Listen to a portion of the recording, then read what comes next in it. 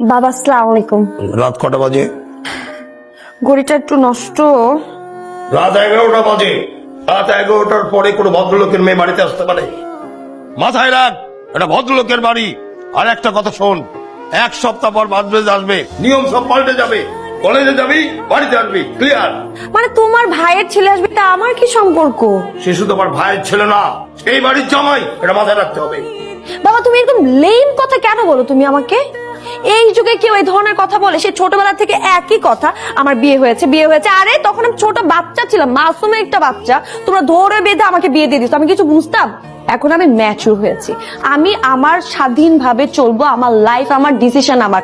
আমাকে ধরে বেঁধে একজনের সাথে বিয়ে দিলা আর তাকে আমার জামাই হিসেবে স্বীকার করতে হবে? সরি বাবা, আমি পারবো না, আমাকে দিয়ে এটা হবে না। এই এক থাপ্পড় দিয়ে ঠিক করে ফেলবো। হবে না মানে? স্বাধীনতা, স্বাধীনতা মানে এই। আমি একটা কথা বলি, আমার ভাইকে আমি মৃত্যুর আগে কথা দিয়েছিলাম, তার ছেলেকে আমি জামাই করব। আমি তার সঙ্গে তোকে বিয়ে দিয়েছি, তুই জানিস সে তোর বোন। এর বাইরে আমি অন্য কিছু ভাবতে চাচ্ছি না। পারভেজ এই বাড়ির জামাই।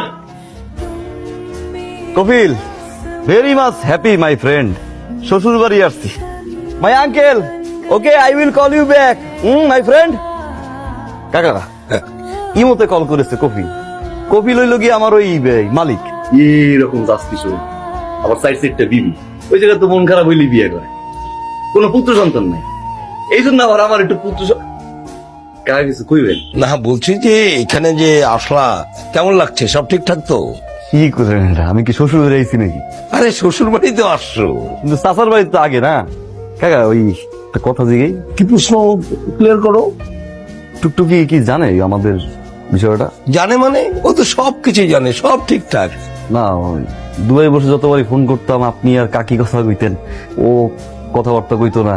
ফেসবুকে অ্যাড পাঠাই রাখছি, গত বছর একসেপ্ট করে দেয়। ব্যাপার হচ্ছে তোমাকে সেই ছোটবেলায় দেখছে আর এখন দেখছে। তা অবশ্য ঠিক। তা কাকা আমার একটা ইচ্ছা আছে। কি ইচ্ছে বলো? মানে আব্বা আর আপনি তো ছোটবেলা যা করছেন, অনুষ্ঠানটা আমি একটু বড় করে করতে চাই। মানে টুকটুকিও তো একটা ইচ্ছা আছে, তাই না? তো আমি আবার গলা আর কায়াতটা মিলে 10 বুড়ি আনছি, রানীর মতো করে একটু উঠাই নিতে চাই।